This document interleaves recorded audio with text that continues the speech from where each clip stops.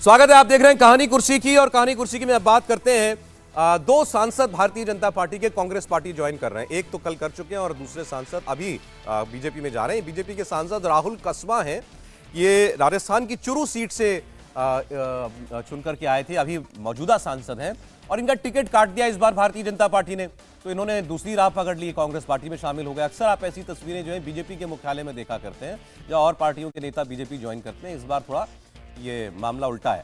आज भारतीय जनता पार्टी का सांसद जो है वो कांग्रेस पार्टी ज्वाइन कर रहा है। तस्वीरें इससे थोड़ी देर पहले की है, मल्लिकार्जुन खड़गे की मौजूदगी में राहुल कांसवा ने ये अपनी पार्टी छोड़ी है और कोई वजह हालांकि इन्होंने नहीं बताई। और जो इन्होंने अपना विदाई भाषण कह लीजिए, विदाई संदेश दिया है ट्विटर पर, उसमें भी सर इतने लिखा है कि मैं अपने तुरंत प्रभाव से अपनी सीट छोड़ना चाहता हूँ, मतलब अपनी पार्टी छोड़ना चाहता हूँ और मैं अपनी नई मंजिल तलाश रहा हूँ। मंजिल आपकी उनके सामने। थोड़ा बैकग्राउंड है लेकिन इस खबर में, बाकी आपको समीर जी और डिटेल में बताएंगे। दरअसल जो भारतीय जनता पार्टी के नेता प्रतिपक्ष थे पुरानी सरकार में राजस्थान में, राजेंद्र राठौड़, वो अपना इलेक्शन हार गए थे जब जो राज्य में चुनाव हुआ अभी, और उनकी और इनकी बताया जाता है कुछ खास मेल नहीं खाती है आपस में। तब इल्जाम यह लगा था कि राहुल कांसवा ने उनको इलेक्शन हरवा दिया, बीजेपी में अंदर भीतर घात हुआ। अब ये कहा जा रहा है कि राजेंद्र राठौड़ ने बदला लिया, ऐसी केवल चर्चाएं हैं, उन्होंने हिसाब बराबर किया और इनका टिकट कटवा दिया। अब जाने ऐसा कुछ हुआ कि नहीं हुआ, लेकिन ये इसके पीछे की कहानी बताई जा रही है। समीर जी। निश्चित से देखिए, राहुल कसबा और राजेंद्र राठौड़ की राजनीतिक दुश्मनी कह सकते हैं कि काफ़ी लंबे समय से क्षेत्र को लेकर चली आ रही है।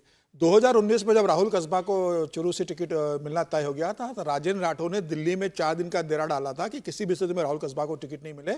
जब राहुल कसबा को टिकट डिक्लेयर हो गया था तो उस समय वसुंधरा राजे ने राहुल कसबा और राजेंद्र राठौड़ दोनों को साथ में बुलाकर हाथ मिलवाया था कि भाई मिलकर काम करना है। उस समय राजेंद्र राठौड़ ने जरूर राहुल कसबा की मदद की, राहुल कसबा सांसद बने। इस बार राहुल कसबा की एक कोशिश थी कि जिस सीट से राजेंद्र राठौड़ चुनाव लड़कर हारे थे वहां से वो अपने किसी करीबी को टिकट दिलवाना चाहते थे। पार्टी ने उनका करीबी को टिकट नहीं दिया तो उन्होंने पूरी ताकत, ये तय है कि उन्होंने प्रचार भी नहीं किया और खासतौर से उनका कई वीडियो ऑडियो ऐसे संदेश आए जिसमें अपने कार्यकर्ताओं से कह रहे हो कि देख लेना कहाँ वोट देना है। मैं नाम का जिक्र नहीं करता हूं, हालांकि उन्होंने सीधा नहीं कहा था कि राजेंद्र राठौड़ को वोट नहीं देना है, लेकिन उन्होंने संदेश में जरूर सबसे कहा था कि देख लो कि आप लोगों को क्या करना है, मैं क्या चाहता हूं। और राजेंद्र राठौड़ के जो हार गए थे तो उसका ठीकरा उनके ऊपर फोड़ा गया था। राजेंद्र राठौड़ बड़े नेता प्रतिपक्ष रहे, बड़े नेता माने जाते थे, मुख्यमंत्री की दौड़ में थे, एक समय वसुंधरा राजे के बहुत करीबी रहे हैं और लंबा राजनीतिक अनुभव रहा है। अब मुझे लगता है वो लोकसभा चुनाव लड़ेंगे। तो अब जब राजेंद्र राठौड़ को लगा कि उनका हारी हुई और जब पार्टी ने भी ये बात मान ली कि इसमें राहुल कसबा को जो सहयोग करना था उन्होंने उस सीट में नहीं किया, तो ये तय था कि उनका टिकट करेगा। और वैसे भी वहां से जिस व्यक्ति को टिकट दिया गया है पैरा ओलंपियन से चुरू से जिसको दिया गया है वो काफी बढ़िया टिकट दिया गया है। प्रधानमंत्री मोदी ने उसका मतलब तारीफ की थी और यह तय था कि उसको टिकट वहां से मिलेगा। वो अपने क्षेत्र में सक्रिय भी हो गया तो उन्हें कह भी दिया गया था। तो टिकट अगर राहुल कसबा का टिकट काटा है तो उसकी जगह एक बहुत अच्छे उम्मीदवार को, पैरा ओलंपियन गोल्ड मेडलिस्ट को टिकट वहां से झाझरिया को दिया गया वहां से टिकट, तो इसमें कोई दौराई नहीं। लेकिन यह तय है कि अब राहुल कसबा उसके बाद से चल रहा था कि मैं शायद नहीं, लेकिन बस 2 दिन में दूसरी ज्वाइनिंग हो गई ना। कल वो हरियाणा से जो सांसद हैं विजेंद्र सिंह तीसरी है। वो तो पहले भी कांग्रेस में रहे, विजेंद्र सिंह तो 2014 के पहले भी कांग्रेस में रहे, लंबे समय कांग्रेस चुनाव से पहले। अब जो खबरें हम दूसरी तरफ की देखते थे बीजेपी से भी आने लगे कि लोग टूट देखिए ज्यादा नहीं है, देखिए उतरे नहीं है। देखिए अगर आप देखें तो 3 सांसद आप मेनली गिन सकते हैं। एक वेस्ट बंगाल के झारग्राम से, एक हिसार वाले सांसद और अब ये है, जो 3 लोग जो हैं वो अलग हुए हैं। और इसमें भी देखिए राहुल कसबा जो है उन्होंने अभी रैली की थी, उन्होंने अपना शक्ति प्रदर्शन किया था, 2 बार से सांसद 2014, 2015, 2019 सांसद रहे हैं, तो उनका प्रभाव वहाँ पे है। ये माना जा सकता है कि बीजेपी को वहाँ कुछ तकलीफ ज़रूर होगी, लेकिन मुझे ऐसा नहीं लगता कि ये लोग किसी और कारण से, ये इसी सिर्फ कारण से जो है बीजेपी को छोड़ के गए हैं कि ऐसा उनको लग रहा था कि इस बार उनको टिकट नहीं मिलेगी। और ऐसा होता है चुनावों से पहले, जिन लोगों को टिकट नहीं मिलने की संभावना होती है वो होता है कि वो लोग दूसरी पार्टी में अपना भविष्य तलाशते हैं। जी, क्या हर्षवर्धन जी, सिलसिला बीजेपी में भी शुरू हुआ चुनाव से पहले? नहीं, मुझे लगता है कि ये बड़ी सामान्य सी बात होती है जब आप कुछ एक टिकट से ऐसे जाएं। लेकिन इसी दिन, जिस दिन राहुल कसवा जा रहे हैं, तो उसके ठीक पहले करीब 1.5 दर्जन कांग्रेस के बड़े नेता, विधायक, पूर्व विधायक, मंत्री, उन सब ने, और चूंकि महेंद्रजीत मालवीय को तो भाजपा ने टिकट भी दे दिया है, तो निश्चित तौर पर अगर कांग्रेस ये करने में कामयाब है, और चूंकि राहुल कसवा उनका चूंकि पारिवारिक पृष्ठभूमि है, वहां मजबूत दमदार नेता हैं, तो उनको लगा होगा, शायद कुछ समय लिया उन्होंने ये तय करने में कि भाजपा छोड़ना चाहिए कि नहीं, लेकिन उनको अब ये लग रहा है कि जो उनकी एक तरह से कहेंगे सरपरस्ती जिनके पास थी, वसुंधरा राजे जी के पास, वो उनको बहुत मजबूती नहीं दे पा रही। दूसरा, राजेंद्र राठौड़ के फीडबैक पर अगर ये टिकट कटा, और देखिए कोई भी ये कहे, ये कोई कह दे कि कोई प्रदेश का नेता किसी का टिकट एकदम से कटवा देगा, ये मैं मानता नहीं। ये बाकायदा फीडबैक होता है अमित शाह के पास, जो बड़े नेता हैं, जो सेंट्रल इलेक्शन कमेटी है, उसके पास से फीडबैक होगा, उसके आधार पर। लेकिन राहुल कसवा को यह लगा कि उनकी राजनीति खत्म हो रही है, इसलिए वो कांग्रेस में गए, और ब्रिजेंद्र सिंह के साथ भी लगभग वही मसला है। इसको हम अभी फिलहाल उस तरह से नहीं देख सकते कि भारतीय जनता पार्टी से भी बड़ी संख्या में टूट टूट कर लोग जा रहे हैं। जोड़ना चाहता हूं, दो नेताओं में एक बड़ा फर्क है। राजेंद्र कसबा युवा नेता है अभी, वीरेंद्र सिंह का देखोगे तो उनकी उम्र हो चुकी है। मुझे लग रहा है कि अब वो राजनीतिक रूप से उनके पास बहुत कुछ बचा नहीं है। मुझे लगता है वो अपने किसी परिवार के सदस्य को, बेटा या बेटी को, वो राजनीतिक रूप से स्टेब्लिश करना चाहते होंगे भारतीय जनता पार्टी में, या चाहते होंगे कि उनको टिकट दिया जाए। पार्टी ने मना कर दिया होगा तो शायद उसको लगता होगा कि मैं कांग्रेस में जाऊंगा, ठीक है, तो विधानसभा चुनाव आ रहे हैं हरियाणा के, अभी लोकसभा चुनाव के बाद, तो मैं अपने परिवार के सदस्यों को एडजस्ट कर सकता हूं। राहुल कसवा टिकट कटने से पहले अगर चले गए होते तो शायद इसका प्रभाव ज्यादा होता कि भारतीय जनता पार्टी का एक सांसद हो, लेकिन चूंकि ये तय था कि टिकट कटेगा, टिकट कट गया, तो उसके बाद वो दिख रहा है, तो बहुत साफ दिख रहा है। वैसे आज दोनों पार्टियों को अपने टिकट डिसाइड भी करने हैं, दूसरी लिस्ट कांग्रेस और बीजेपी दोनों की भी आने वाली। हम उस पर अभी थोड़ी देर में और डिटेल में बात करेंगे। कांग्रेस पार्टी अपनी दूसरी लिस्ट आज जारी कर देगी, ऐसा माना जा रहा है। बीजेपी शायद कल करे। कांग्रेस की केंद्रीय चुनाव समिति की बैठक आज शाम को होनी है, जिसमें कुछ और कैंडिडेट्स जो हैं वो फाइनल होंगे। बताया जा रहा है कि कांग्रेस आज जिन नामों का ऐलान कर सकती है उसमें दिल्ली की वो 3 सीटें भी शामिल होंगी जहां से कांग्रेस को अपना उम्मीदवार उतारना है। इसके अलावा राजस्थान, हरियाणा, जम्मू कश्मीर के लिए भी कांग्रेस उम्मीदवार के नाम जो है वो घोषित कर सकती है। इसके अलावा मध्य प्रदेश और छत्तीसगढ़ की बची हुई सीटों के लिए भी कांग्रेस नामों का अनाउंसमेंट आज कर देगी। इस बीच कांग्रेस खेमे के में सीनियर नेताओं का चुनाव लड़ने से किनारा करना भी उसके लिए एक परेशानी बनता जा रहा है। सचिन पायलट, जितेंद्र सिंह, रणदीप सुरजेवाला, दिग्विजय सिंह, अब इनके बाद अशोक गहलोत और कमलनाथ ने भी लोकसभा चुनाव लड़ने से इनकार कर दिया है। अशोक गहलोत की जगह उनके बेटे वैभव गहलोत को कांग्रेस टिकट दे सकती है। कमलनाथ की जगह नकुलनाथ को टिकट जो है वो मिल सकता है। हर्षवर्धन जी, हालांकि ये दोनों ही नाम, वैभव गहलोत और नकुलनाथ, दोनों ही पहले चुनाव लड़े हैं। वैभव हार गए थे और नकुलनाथ जीत गए थे, और मुझे लगता है कि ये कांग्रेस पे ये भी दबाव बनाना है कि अब दिग्विजय सिंह और कमलनाथ लड़के जीत जाएंगे, ये भी थोड़ा सा अन्याय ही है। अब मतलब नए लोग लड़े, कुछ जिनकी उम्र राजनीति बची है वो लड़े, तो पुराने बहुत नेता लड़ेंगे। पार्टी अगर ये उम्मीद करती है कि अच्छा आप बहुत बड़े नेता हैं, हमारा चुनाव मुश्किल चुनाव है, लड़िए।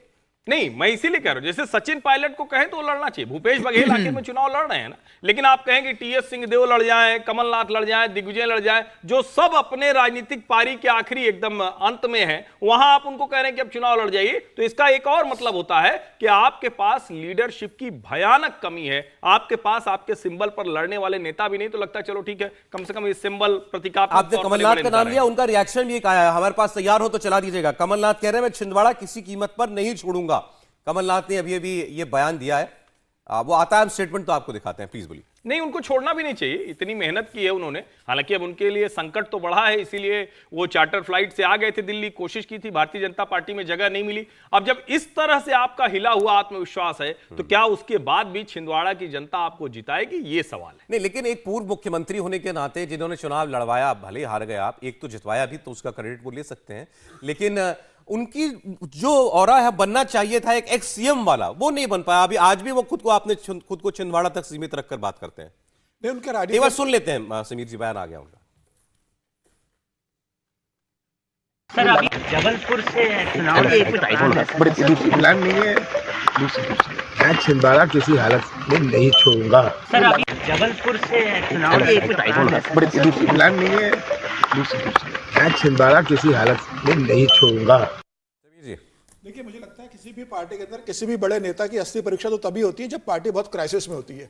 आज कांग्रेस मध्य प्रदेश के अंदर, राजस्थान में जिस स्टेज पर पहुंच गई है, उस स्थिति में सारे बड़े नेताओं को, मुझे लगता है सिर्फ कमलनाथ ही नहीं, दिग्विजय सिंह को भी लोकसभा चुनाव लड़ना चाहिए। 2019 का चुनाव दिग्विजय सिंह भोपाल से लड़े थे, साध्वी प्रज्ञा के खिलाफ हार गए थे, फिर लड़े। मुझे लगता है कि उनको अपने बेटे का जो विधायक है जयवर्धन सिंह, उनको भी राजगढ़ से लोकसभा चुनाव लड़वाना चाहिए। भाई अगर कांग्रेस पार्टी ये सोचेगी चलिए छिंदवाड़ा तो हमारी मजबूत सीट है, आप नहीं लड़ेंगे, बेटा तो वहां से आप प्रदेश के बेटा नेता लड़ जाएगा दोबारा, आप कहीं और से लड़ो। बिल्कुल, छिंदवाड़ा इतने, आप क्यों छिंदवाड़ा पकड़ के चल रहे हो? आप प्रदेश के मुख्यमंत्री रहे हो, प्रदेश के अध्यक्ष रहे हो, प्रदेश के सबसे बड़े नेता हो, आपको तो कहना चाहिए कि पार्टी जहां से कहेगी वहां से चुनाव लड़ूंगा। दिग्विजय सिंह लड़े ना भोपाल से, जब पार्टी ने कहा आप लड़े, उनको मालूम था मैं हारूंगा, लेकिन वो चुनाव लड़े। कमलनाथ जबलपुर चले जाए लड़ने के लिए, कमलनाथ को लगता है कि जबलपुर से सवाल पूछा गया था उनसे, उन्होंने साफ इनकार कर दिया। लेकिन समस्या यही है ना कि इन लोगों ने सिर्फ अपने क्षेत्र के अंदर काम किया और अपने क्षेत्र को ही पकड़ कर है। जैसे शरद पवार बारामती और माड़ा के बाहर नहीं निकले, ज्योतिरादित्य सिंधिया गुना और ग्वालियर के बाहर नहीं निकले, फिर गुना लड़ने जा रहे हैं ज्योतिरादित्य सिंधिया। आप कुछ भी कहिए, नरेंद्र मोदी 2014 में आज जैसा आप उनको देख रहे हैं वैसे तो नहीं थे ना, नहीं थे उस वक्त वो, लेकिन बनारस सोचा कि बनारस से लड़ेंगे। एक मोदी की बात, मोदी एक अलग नेता है, मोदी ने तो पूरे हिंदुस्तान में कैसे भी लड़े थे। मैं ये कह रहा हूं इतना आसान नहीं रहा होगा ये भारतीय जनता पार्टी के लिए फैसला करना कि अचानक आओ इनको बनारस लड़वा दो। निश्चित तौर पर ये मैं तो ये भी कह रहा हूं कि भाई ये बताइए, ये जो सचिन पायलट, रणदीप सुरजेवाला या जो कांग्रेस में राहुल गांधी के जो कहते हैं ना युवा नेता जो हैं, उनकी टीम 50-100 लोगों की आज तक आप नहीं तय कर पाए। उतने लोग आप नहीं तय कर पाए कि ये 50 लोग या 100 लोग ये नौजवान हैं, ये इस सीट पर काम कर रहे थे। कहां काम कर रहे थे? हम लोग चर्चा कर रहे थे ना, जो 195 की भारतीय जनता पार्टी की सूची आई, उसमें जिन मंत्रियों को कहा गया तो पूछा गया था कि भैया 3 कॉन्स्टिट्यूंसी बताओ। आप अगर कहेंगे कि आज लड़ जाओ तो ऐसे चुनाव नहीं होता है। कमलनाथ, दिग्विजय, अशोक गहलोत या कोई भी हो, मुझे लगता है कि ये एक प्रोसेस है। उस प्रोसेस के लिए आप कितना तैयार हैं, अपने नेता को आपने कितना तैयार किया, उससे जीत हार का या कहें कि लड़ाई का भी मतलब निकलता है। राहुल जी, कुछ कॉन्फिडेंस की कमी दिख रही है क्या कांग्रेस के नेताओं में? देखिए, अगर कांग्रेस को ये चुनाव अच्छे से लड़ना है तो मुझे लगता है उनके सारे नेताओं को इसमें कंट्रीब्यूट करना चाहिए। वो कोई भी हो, कमलनाथ हो, दिग्विजय हो, कोई भी बाकी सब जो नेता हैं, उनको सबको कंट्रीब्यूट करना पड़ेगा, क्योंकि सिर्फ ये नहीं है कि हार होगी या जीत होगी। मामला ये है कि कांग्रेस जो है एक मतलब ऐसा लगता है कि वो एकदम खत्म होती हुई जैसी दिखाई देती है। तो अगर आपको रिवाइव करना है तो आपके अगर अपने बड़े नेता जो है वो खुद चुनाव नहीं लड़ेंगे तो काडर को कैसे विश्वास होगा कि आप जो है चुनाव लड़ें। आप देखिए, अब जो उनकी बड़ी बड़ी सीटें हैं, जैसे जो उत्तर प्रदेश की सीटें, उनको 17 सीटें मिली हुई हैं, वहाँ पर अगर गांधी परिवार की जो सीटें हैं वहाँ पर अगर आप कैंडिडेट तय नहीं करते हैं और गांधी परिवार से कोई लड़ता नहीं है तो क्या मैसेज जाता है? मैसेज ये जाता है कि आप नहीं लड़ना चाह रहे हैं, या मैसेज ये जाता है कि आप डर रहे हैं। अब अमेठी रायबरेली में भी अगर आप कैंडिडेट तय नहीं करेंगे जल्दी से तो ये तो काडर के बीच में गलत मैसेज चला जाता है। विजय लक्ष्मी हमारी सहयोगी जो है वो जुड़ गई हमारे साथ, आपको कांग्रेस पार्टी से जुड़ी अंदर की खबर वो बताएंगी। विजय लक्ष्मी, दोनों बातें, एक तो ये कि आज कांग्रेस की जो सूची जारी होनी है उसके बारे में क्या खबर है आपके पास, और कांग्रेस के सीनियर नेता अभी कमलनाथ का बयान हमने दिखाया, उन्होंने कहा मैं छिंदवाड़ा छोड़ के कहीं नहीं जाऊंगा। तो क्या सीनियर टॉप लीडर्स जो है वो चुनाव लड़ने से बचना चाहते हैं क्या?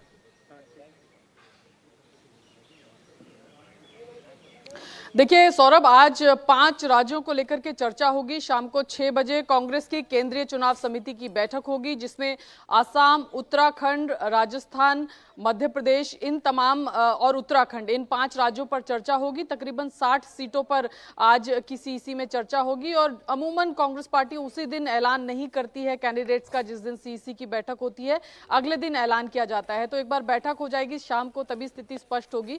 पर जिस तरह से आपने कहा कि बड़े नेता चुनाव नहीं लड़ना चाहते हैं, ये बात बिल्कुल सच है, क्योंकि काफी सारे दिग्गज चेहरे हैं कांग्रेस पार्टी के जो इस बार 2024 के लोकसभा चुनाव में नहीं लड़ना चाहते हैं।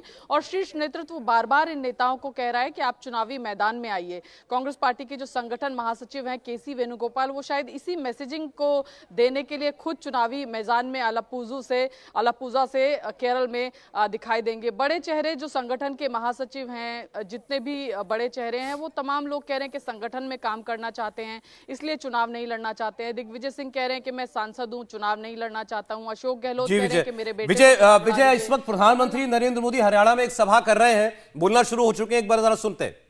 हरियाणा के उप मुख्यमंत्री दुष्यंत जी, बीजेपी के प्रदेश के अध्यक्ष और पार्लियामेंट में मेरे साथी नायब श्री सैनी जी, अन्य सभी महानुभाव और विशाल संख्या में पधारे हुए मेरे प्यारे भाइयों और बहनों, मैं अभी मेरे सामने स्क्रीन पे देख रहा था, आधुनिक टेक्नोलॉजी कनेक्टिविटी के द्वारा देश के कोने कोने में लाखों लोग हमारे इस कार्यक्रम से जुड़े हैं। एक जमाना था, दिल्ली से विज्ञान भवन से कार्यक्रम होता था, देश जुड़ता था। वक्त बदल चुका है, गुरुग्राम में कार्यक्रम होता है, देश जुड़ जाता है। ये सामर्थ्य हरियाणा दिखा रहा है। देश ने आज आधुनिक कनेक्टिविटी की तरफ एक और बड़ा अहम कदम उठाया है। मुझे खुशी है कि आज मुझे द्वारका एक्सप्रेसवे को देश को समर्पित करने का अवसर मिला है। इस एक्सप्रेसवे पर 9,000 करोड़ रुपए से ज्यादा खर्च किए गए हैं। आज से दिल्ली हरियाणा के बीच यातायात का अनुभव हमेशा के लिए बदल जाएगा। ये आधुनिक एक्सप्रेसवे केवल गाड़ियों में ही नहीं, बल्कि दिल्ली एनसीआर के लोगों की जिंदगी में भी गियर शिफ्ट करने का काम करेगा। मैं दिल्ली, एनसीआर और हरियाणा की जनता को इस आधुनिक एक्सप्रेसवे के लिए अनेक अनेक शुभकामनाएं देता हूं।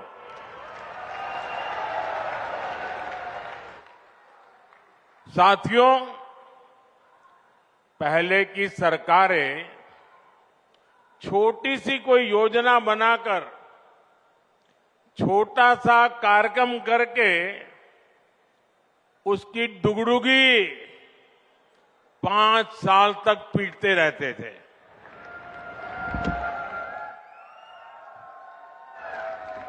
वहीं भाजपा सरकार जिस रफ्तार से काम कर रही है, उसमें शिलान्यास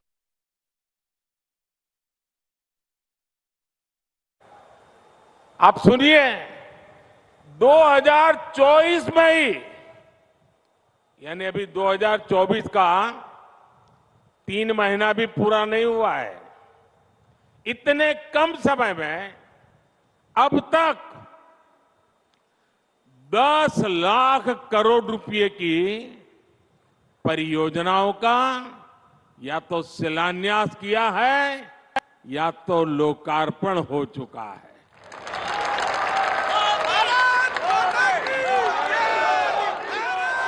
और मैं जो कह रहा हूं ना, ये तो मैं सिर्फ उन प्रोजेक्ट की चर्चा कर रहा हूं जिनमें मैं खुद शामिल हुआ हूं। उसके सिवाय मेरे मंत्रियों ने, हमारे मुख्यमंत्रियों ने जो किया वो अलग। और आप देखिए, 5-5 साल में कभी आपने सुना नहीं होगा, देखा नहीं होगा।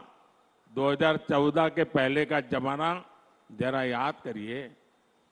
आज भी यहां एक दिन में देश भर के लिए 1 लाख करोड़ रुपए से ज्यादा की 100 से अधिक परियोजनाओं का या तो लोकार्पण हुआ है या शिलान्यास हुआ है। इनमें दक्षिण में कर्नाटका, केरला, आंध्र प्रदेश के विकास कार्य है, उत्तर में हरियाणा और यूपी के विकास कार्य हैं, पूरब में बिहार और बंगाल के प्रोजेक्ट्स हैं, और पश्चिम में महाराष्ट्र, पंजाब और राजस्थान के लिए हजारों करोड़ रुपयों के विकास परियोजनाएं हैं। आज जो लोकार्पण हुआ है उसमें राजस्थान में अमृतसर भटिंडा जामनगर कॉरिडोर की लंबाई 540 किलोमीटर तक बढ़ाई जाएगी। बेंगलुरु रिंग रोड के विकास के वहां ट्रैफिक की मुश्किलें काफी मात्रा में कम होगी। मैं पूरब से पश्चिम, उत्तर से दक्षिण सभी राज्यों के करोड़ों करोड़ों नागरिकों को इतनी सारी विकास की योजनाओं के लिए अनेक अनेक बधाई देता हूं। साथियों, समस्या और संभावना में केवल सोच का फर्क होता है और समस्याओं को संभावनाओं में बदल देना ये मोदी की गारंटी है।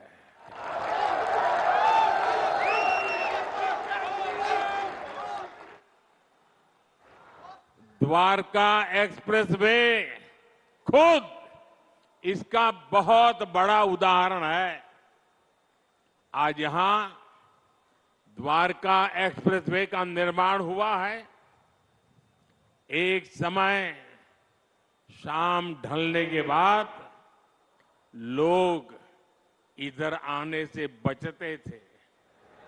टैक्सी ड्राइवर भी मना कर देते थे कि इधर नहीं आना है। इस पूरे इलाके को असुरक्षित समझा जाता था, लेकिन आज कई बड़ी कंपनियां यहां आकर अपने प्रोजेक्ट्स लगा रहे हैं। ये इलाका एनसीआर के सबसे तेजी से विकसित हो रहे इलाकों में शामिल हो रहा है। ये एक्सप्रेसवे दिल्ली में इंदिरा गांधी अंतर्राष्ट्रीय हवाई अड्डे तक कनेक्टिविटी को बेहतर बनाएगा। इससे एनसीआर का इंटीग्रेशन बेहतर होगा। यहां इकोनॉमिक एक्टिविटीज को गति मिलेगी। और साथियों, द्वारका एक्सप्रेसवे जब दिल्ली मुंबई एक्सप्रेसवे से जुड़ेगा तो एक नए अध्याय की शुरुआत होगी।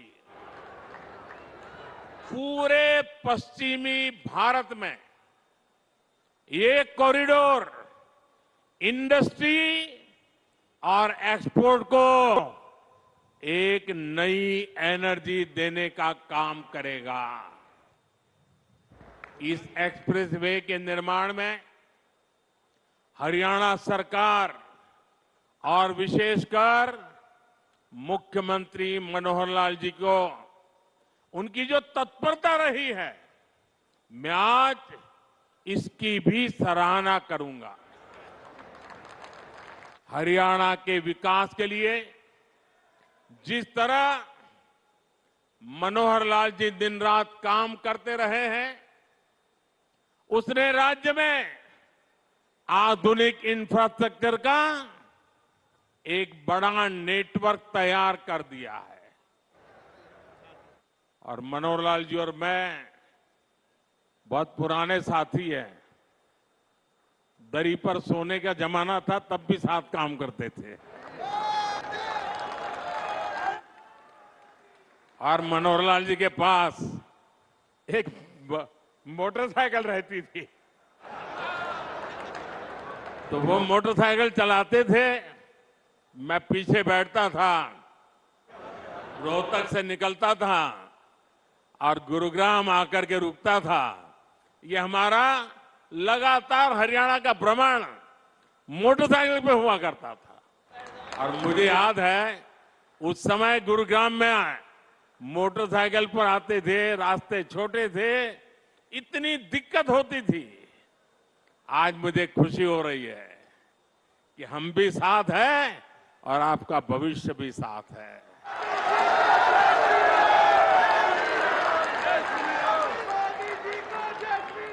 विकसित हरियाणा, विकसित भारत के मूल मंत्र को हरियाणा की राज्य सरकार मनोहर जी के नेतृत्व में निरंतर सशक्त कर रही है। साथियों, 21वीं सदी का भारत बड़े विजन का भारत है। ये बड़े लक्ष्यों का भारत है। आज का भारत प्रगति की रफ्तार से कोई समझौता नहीं कर सकता। और आप लोगों ने अब मुझे भली भांति जाना भी है, पहचाना भी है, समझा भी है। आपने देखा होगा, न मैं छोटा सोच सकता हूं, न मैं मामूली सपने देखता हूं, न ही मैं मामूली संकल्प करता हूं। मुझे जो भी करना है विराट चाहिए, विशाल चाहिए, तेज गति से चाहिए। इसलिए कि मुझे 2047 में हिंदुस्तान को विकसित भारत के रूप में देखना है। दोस्तों, आपके बच्चों के उज्जवल भविष्य के लिए जी जान से जुटे रहना है। जी,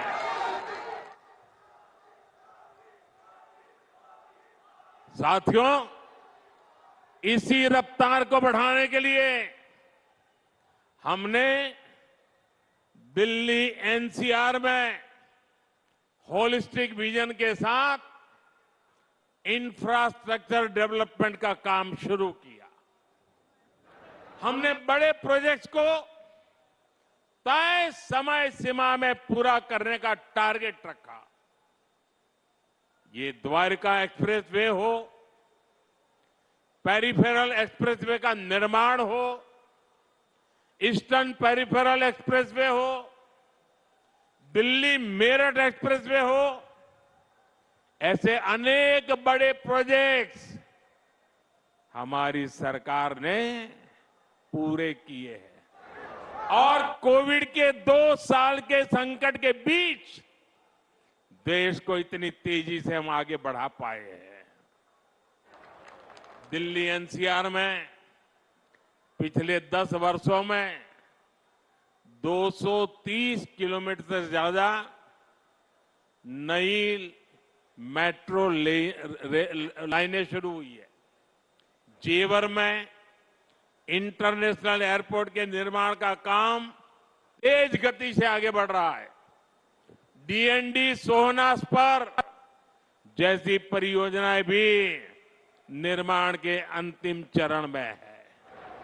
इन परियोजनाओं से यातायात तो आसान होगा ही, साथ ही दिल्ली एनसीआर की प्रदूषण की समस्या में भी कमी आएगी। साथियों, विकसित होते भारत में आधुनिक इंफ्रास्ट्रक्चर का निर्माण और देश में कम होती गरीबी दोनों आपस में जुड़े हुए हैं। जब एक्सप्रेसवे ग्रामीण इलाकों से होकर जाते हैं, जब गांवों को अच्छी सड़कों से जोड़ा जाता है, तो गांव में अनेक नए अवसर लोगों के घर के दरवाजे तक पहुंच जाते हैं। पहले गांव के लोग कोई भी नया अवसर खोजने शहर तक चले जाते थे, लेकिन अब सस्ते डेटा और कनेक्टिविटी के डिजिटल इंफ्रास्ट्रक्चर के कारण गांवों में ही नई संभावनाओं का जन्म हो रहा है। जब अस्पताल, शौचालय, नल से जल और घरों का रिकॉर्ड गति से निर्माण होता है, तो सबसे गरीब को भी देश के विकास का लाभ मिलता है। जब कॉलेज यूनिवर्सिटी और इंडस्ट्री जैसे इंफ्रास्ट्रक्चर बढ़ते हैं तो इससे नौजवानों को प्रगति की संभावना अनगिनत अवसर लेकर के आती है। ऐसे ही अनेक प्रयासों के कारण बीते 10 वर्षों में 25 करोड़ लोग गरीबी से बाहर आ सके हैं और लोगों की इसी प्रगति की शक्ति से हम 11वीं बड़ी अर्थव्यवस्था से 5वीं सबसे बड़ी इकोनॉमी बन गए हैं। साथियों, देश में तेजी से हो रहा इंफ्रास्ट्रक्चर निर्माण का काम भारत को उतनी ही तेजी से दुनिया की तीसरी सबसे बड़ी आर्थिक ताकत भी बनाएगा और इससे उतने ही ज्यादा रोजगार, स्वरोजगार के भी मौके बनेंगे। इस स्केल के इंफ्रा को बनाने में, हाईवे और एक्सप्रेसवे को बनाने में बड़ी संख्या में इंजीनियर्स और वर्कर्स की जरूरत पड़ती है। सीमेंट, स्टील जैसे उद्योगों को बल मिलता है, वहां भी बड़ी संख्या में युवा काम करते हैं। इन्हीं एक्सप्रेसवे के किनारे आज इंडस्ट्रियल कॉरिडोर बन रहे हैं, नई कंपनियां, नई फैक्ट्रियां स्किल युवाओं के लिए लाखों रोजगार लेकर के आ रही है। इसके अलावा अच्छी सड़कों के होने से 2 व्हीलर और 4 व्हीलर इंडस्ट्री को भी गति मिलती है। इससे साफ है कि आज युवाओं को रोजगार के कितने नए अवसर मिल रहे हैं। देश के मैन्युफैक्चरिंग सेक्टर को कितनी ताकत मिल रही है।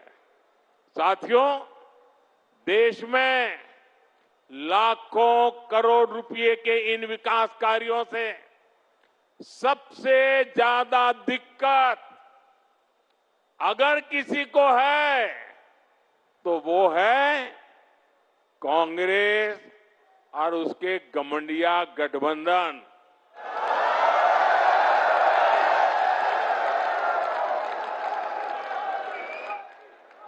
उनकी नींद हराम हो गई है।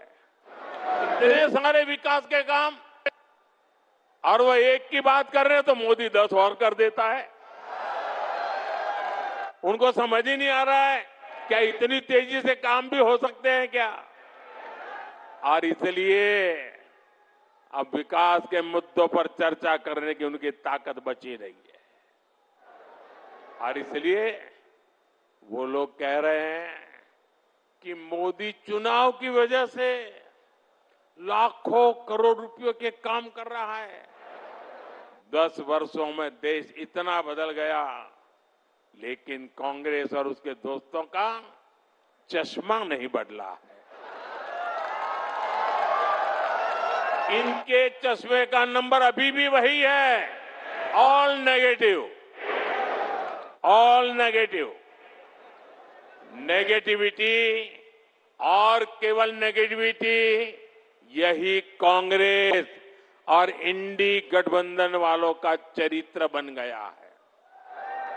ये तो वो लोग हैं जो केवल चुनावी घोषणाओं की सरकार चलाते थे।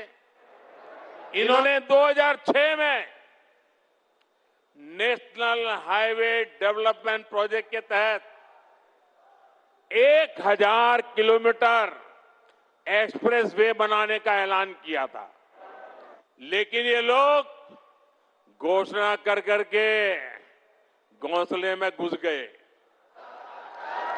हाथ पर हाथ रख करके बैठे रहे। ईस्टर्न पेरिफेरल एक्सप्रेसवे की बातें 2008 में की गई थी, लेकिन इसे पूरा हमारी सरकार ने 2018 में किया। द्वारका एक्सप्रेस वे और अर्बन एक्सटेंशन रोड का काम भी 20 वर्षों से लटका था। हमारी डबल इंजन की सरकार ने सभी मुद्दों को सुलझाया और हर प्रोजेक्ट को पूरा भी किया।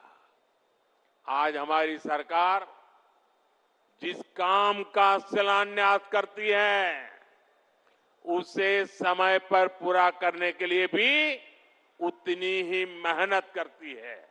और तब हम ये नहीं देखते हैं कि चुनाव है या नहीं। आज आप देख लीजिए, देश के गांवों को लाखों किलोमीटर ऑप्टिक फाइबर केबल से जोड़ा गया है। चाहे चुनाव हो या ना हो, आज देश के छोटे शहरों तक में एयरपोर्ट बनाए जा रहे हैं। चाहे चुनाव हो या ना हो, आज देश के गांव-गांव तक सड़कों का निर्माण किया गया है। चाहे चुनाव हो या ना हो, हम टैक्स पेयर के एक एक पैसे की कीमत जानते हैं और यही कारण है कि हमने योजनाओं को तय बजट और तय समय में पूरा किया है। पहले इंफ्रास्ट्रक्चर की घोषणा चुनाव जीतने के लिए होती थी, अब चुनाव में इंफ्रास्ट्रक्चर के काम पूरे होने की बात होती है। यही नया भारत है। पहले डिले होते थे, अब डिलीवरी होती है। पहले विलंब होता था, अब विकास होता है। आज हम देश में 9,000 किलोमीटर हाई स्पीड कॉरिडोर बनाने पर फोकस कर रहे हैं। इसमें से करीब 4,000 किलोमीटर हाई स्पीड कॉरिडोर बनकर तैयार हो चुका है। 2014 तक सिर्फ 5 शहरों में मेट्रो की सुविधा थी, आज 21 शहरों में मेट्रो की सुविधा है। इन कामों के पीछे लंबी प्लानिंग लगती है, दिन रात की मेहनत लगती है। ये काम विकास के विजन से होते हैं। ये काम तब होते हैं जब नीयत सही होती है। अगले 5 वर्षों में विकास की ये गति और कई गुना तेज होगी। कांग्रेस ने 7 दशक तक जो गड्ढे खोदे थे वो अब तेजी से भरे जा रहे हैं। अगले 5 वर्ष अपनी इस नींव पर बुलंद इमारत बनाने का काम होने वाला है और ये मोदी की गारंटी है। साथियों, आप सभी को इस विकास के लिए मैं बहुत बहुत बधाई देता हूं। आप, मेरा सपना है 2047 तक हमारा देश विकसित होकर रहना चाहिए। आप सहमत हैं? देश विकसित होना चाहिए कि नहीं होना चाहिए? क्या हमारा हरियाणा विकसित होना चाहिए? ये हमारा गुरुग्राम विकसित होना चाहिए? ये हमारा मानेसर विकसित होना चाहिए? हिंदुस्तान का कोना कोना विकसित होना चाहिए? हिंदुस्तान का गांव गांव विकसित होना चाहिए? तो विकास के उस उत्सव के लिए आइए मेरे साथ अपने मोबाइल फोन बाहर निकालिए, अपने मोबाइल फोन की फ्लैश लाइट चालू कीजिए और ये विकास के उत्सव को इनवाइट कीजिए। आप चारों तरफ मंच पर भी मोबाइल फोन वाले जरा चारों तरफ जिन जिन के पास मोबाइल है, हर एक के मोबाइल फोन का फ्लैश लाइट चले। इस विकास का उत्सव है ये, विकास का संकल्प है ये आपकी भावी पीढ़ी के उज्जवल भविष्य के लिए मेहनत करने का संकल्प है, जी जान से जुटने का संकल्प है। मेरे साथ बोलिए भारत माता की, भारत माता की, भारत माता की। बहुत बहुत धन्यवाद। जी जान से जुटने का संकल्प है। मेरे साथ बोलिए भारत माता की, भारत माता की, भारत माता की। बहुत बहुत धन्यवाद। हरियाणा के गुरुग्राम से आप सुन रहे थे प्रधानमंत्री नरेंद्र मोदी को। आज उन्होंने देश के पहले एलिवेटेड एक्सप्रेसवे की सौगात दी है, उसको लोकार्पित किया है। इस एक्सप्रेसवे से हर दिन दिल्ली से गुरुग्राम आने वाले लोगों को एक बड़ी राहत मिलने जा रही है। एयरपोर्ट से लेकर चंडीगढ़ तक का सफर अब बहुत सरल होगा।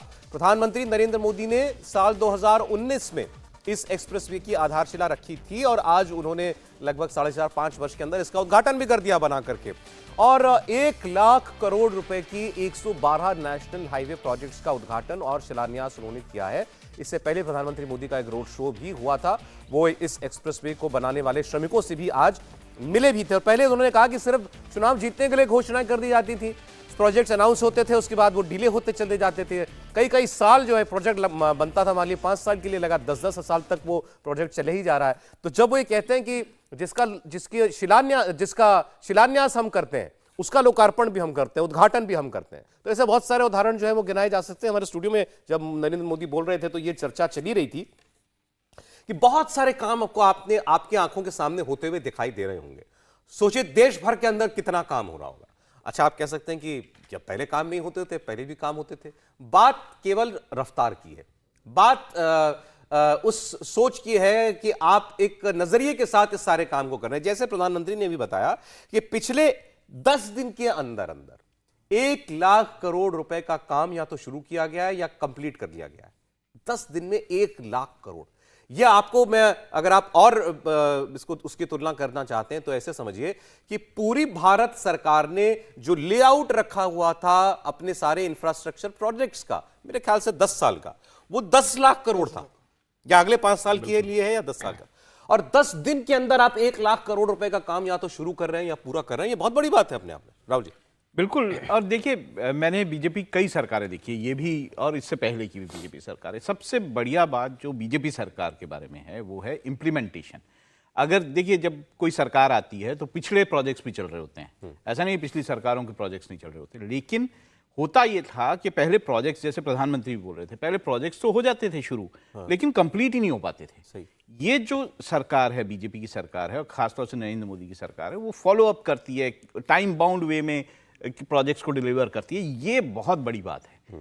आपके प्रोजेक्ट चलता रहे, उससे कोई फायदा नहीं होता देश को। देश को फायदा होता है जब प्रोजेक्ट शुरू हो और टाइम बाउंड तरीके 2019 में शुरू किया, आज 2024 में खत्म कर दिया इसको। अच्छा, हम लोग अभी बात कर रहे थे, वो तस्वीर दिखाइए जरा, जो एक्सप्रेसवे वाली तस्वीर है जो आप चला रहे थे 1 मिनट। अब प्रधानमंत्री ने कहा कि मुझ पर ये आरोप लगा रहे हैं लोग कि चुनाव को देकर के आप ये सारे उद्घाटन कर रहे हो, ये सारी घोषणाएं कर रहे हो। चुनाव के लिए कोई ये क्या ऐसी सड़क बना करके दिखा दे सकता? बहुत अच्छी बात है। अगर चुनाव में दिखाने के लिए जनता को, देखो मैंने काम किया, सड़क बना करके दे दो तो बहुत अच्छी बात है। जनता को और चाहिए क्या? ये हजारों लाखों करोड़ रुपए के प्रोजेक्ट शुरू जब हुए थे तब थोड़ी कोई जानता था कि ये फला तारीख को पूरा होगा और तब चुनाव में 2 महीने बचे होंगे, 1 महीना बचा होगा और तब मैं इसको अपने लाभ के लिए इस्तेमाल करूंगा। ये पॉसिबल नहीं है, इस तरह से करना पॉसिबल नहीं है। देखिए, पॉसिबल ये है कि आप अपने प्रोजेक्ट्स जो शुरू करें उसके लिए एक टाइम बाउंड तरीके से एक डेट्स, मतलब लगभग डेट तय कर लें। आप देखिए, अगर हम पार्लियामेंट की बिल्डिंग का देखें, जिस तरह से बड़ी बड़ी बिल्डिंग्स शुरू हो रही हैं उसका देखें, तो सब जगह जो है बड़े अच्छे से। देखिए, मैं तो नागपुर में रहा हूँ सौरभ जी, 2014 तक नागपुर में था। वहाँ विलास मुत्तेवार कांग्रेस के सांसद थे और कैबिनेट मंत्री भी थे मनमोहन जी की सरकार में। वहाँ एक ब्रिज बन रहा था, वो ब्रिज 7 साल नहीं बन पाया। क्यों नहीं बन पा रहा था? कि रेलवे से एनओसी नहीं मिल पा रही थी। वो वहाँ के मंत्री थे, लेकिन रेलवे मंत्रालय से एनओसी नहीं मिल पा रही थी क्योंकि वो लालू प्रसाद यादव के पास मंत्रालय था, वहाँ से एनओसी के कारण नहीं बन पाया। और जब 2014 में गडकरी वहाँ से सांसद बने, मोदी जी की सरकार आई, उसके 3 महीने के अंदर सारे डिपार्टमेंट की एनओसी हुई और उसके 8 महीने के बाद वो ब्रिज बनके तैयार हुआ। 6 साल वो ब्रिज नागपुर का लटका रहा, सिर्फ कि 2 मंत्रालय, केंद्र सरकार के 2 मंत्रालयों के बीच में आपस में सामंजस्य नहीं था, एक एनओसी नहीं दे पा रहा था, इस कारण वो 6 साल लटका रहा। और 2014 के बाद जब गडकरी बनकर आए, वहां से सांसद बनकर आए, मंत्री बने, उन्होंने दूसरे विभागों से कोऑर्डिनेट किया, 6 महीने के अंदर वो ब्रिज बनकर तैयार हो गया। अब देखिए जरा, इसमें एक चीज मैं आपको और बताता हूं, क्योंकि हमारे सामने अनुभव की बातें इसलिए हम कह सकते हैं। गडकरी जी की हर आदमी तारीफ करता है क्योंकि उनके पास ये सारे इंफ्रास्ट्रक्चर वाले विभाग हैं, खासकर सड़क बनाने वाले। अब ये जो दिल्ली मेरठ एक्सप्रेस वे है, बहुत 16 लेन का 24 लेन का एक्सप्रेस वे है, वो बहुत विशाल एक्सप्रेस वे है। इस एक्सप्रेस वे को बनाने में बीच में थोड़ा डिले हो रहा था।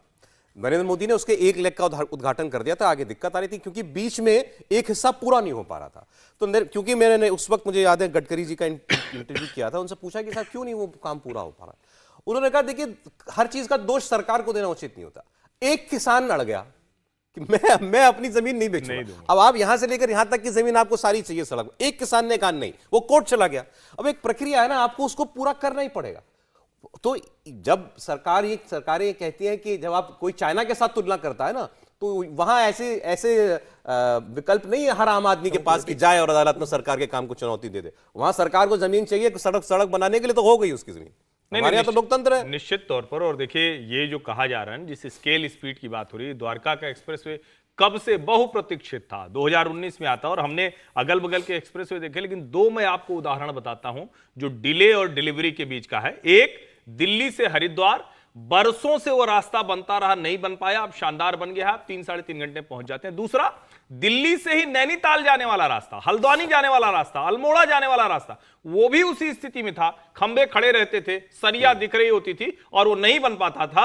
अब हापुड़, गढ़, मतलब पूरे रास्ते आप चले जाइए, रामपुर, बिलासपुर, सब आपको वो रास्ता बना हुआ दिखता है। ये फर्क है। और वो फर्क जब दिखता है और तब कोई कहता है कि मोदी सरकार कुछ कर नहीं रही है, तो भरोसा किसके ऊपर होगा? जिस रास्ते पर आप रोज जा रहे हैं, टेंशन खत्म हो गई, समय से घर पहुंच जाते हैं, उसकी बात सुनेंगे, या जो कहेगा कि नहीं सब गड़बड़ हो जा रहा है? नहीं, ये केवल लेकिन देखने वाले प्रोजेक्ट पर ही सारा काम हो रहा है, लोग ये पूछेंगे, या और भी बहुत सारी चीजें, मतलब बैंक अकाउंट तो दिखता नहीं ना किसी को। नहीं, मैं ये कहूंगा, ये बड़ा अच्छा सवाल है। देखने वाले किसके लिए? ये हमने कहा, जो हम 2 प्रोजेक्ट बता रहे हैं जिसमें सबको ध्यान में आएगा। घूमने आप नैनीताल जाते हैं, हरिद्वार, ऋषिकेश जाते हैं, मसूरी जाते हैं, हर व्यक्ति अपने शहर के इर्द गिर्द की 20 साल से प्रस्तावित परियोजना देख ले, वो पिछले 10 साल में या तो पूरी हो गई होगी या होने वाली होगी, ये मैं दावे के साथ कह सकता हूं। एक ब्रेक के लिए मजबूरी है, मुझे कई बार कहा जा चुका, तो ब्रेक लेना ही पड़ेगा। कहानी कुर्सी की लेकिन जारी है, बंगाल से लेकर के बिहार तक बहुत सारी खबरें और हमारा आपका इंतजार कर रही हैं। लौटेंगे, देखते रहिए कहानी कुर्सी।